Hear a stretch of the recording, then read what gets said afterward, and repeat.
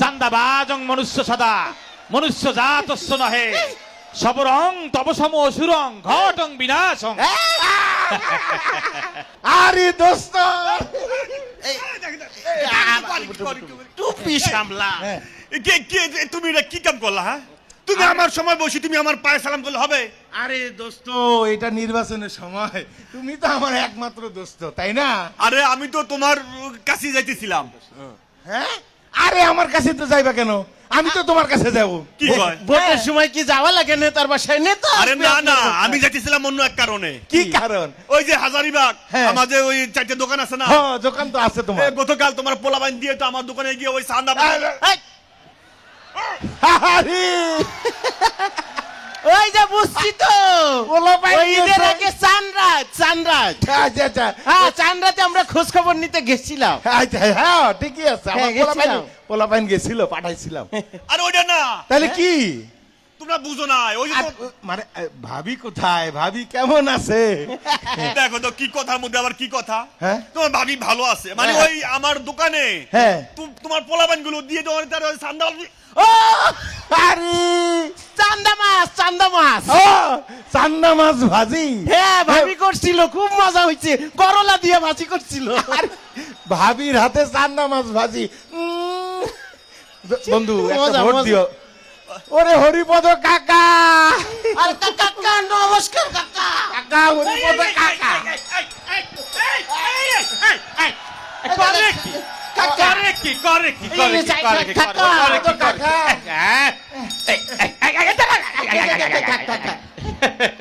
আহা কাকা, এই মুসলমান হয়ে যদি হিন্দুর পায়ে পড়ো এটা কেমন দেখায় কাকা, বলো?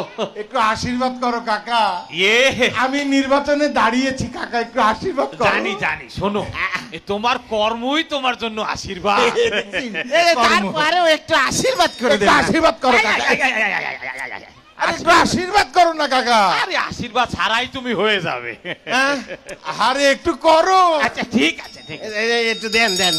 চান্দাবাজং মনুষ্য সদা মনুষ্য জাতস্য নহে চান্দাবাজং মনুষ্য সদা মনুষ্য জাতস্য নহে সবরং তব সম অসুরং ঘটং বিনাশং।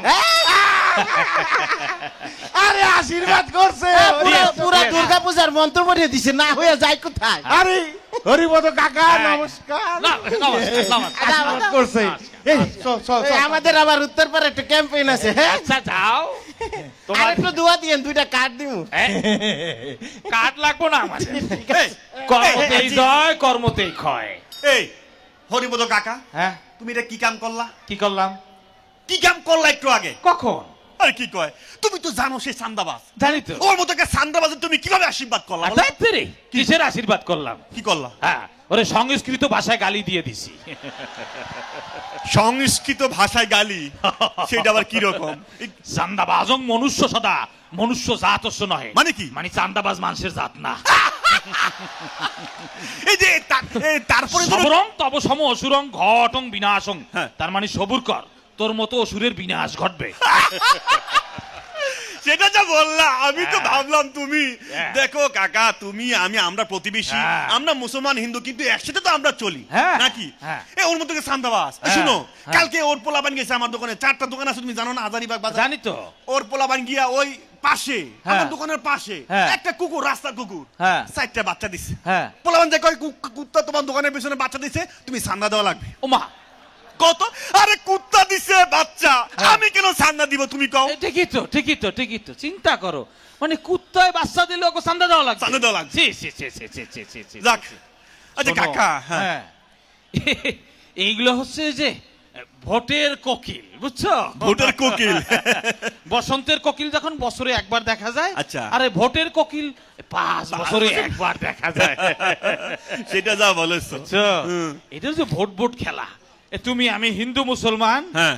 আমাদেরকে দাবা আর গুটির মতো খেলবে, আলাদা আলাদা করে খেলবে, খেলা শেষ, ভোটও শেষ, আবার এক কৌটায় ফেলে রাখবে। সেটা যা বলছো দাদা, আসলে তুমি একটা হ্যাঁ। মানে একটা মনের কথা বলছো। এই খেলা শুরু হয়েছিল 71 থেকে। 71 থেকে? আওয়ামী লীগ শুরু করছিল। ভালো মানুষগুলারে রাজাকার যুদ্ধাপরাধী বানাইয়া ফাঁসি খুন দিয়ে করে দিল। দিল। হ্যাঁ? কেন করলো? কেন? ভোট আর ক্ষমতার জন্য। ভোট আর ক্ষমতার জন্য এই কাম করলো। হ্যাঁ, কিন্তু ভোট আর ক্ষমতা ঠিকই তো, এখন কিন্তু পালানো লাগছে। হ্যাঁ। আচ্ছা কাকা, হ্যাঁ?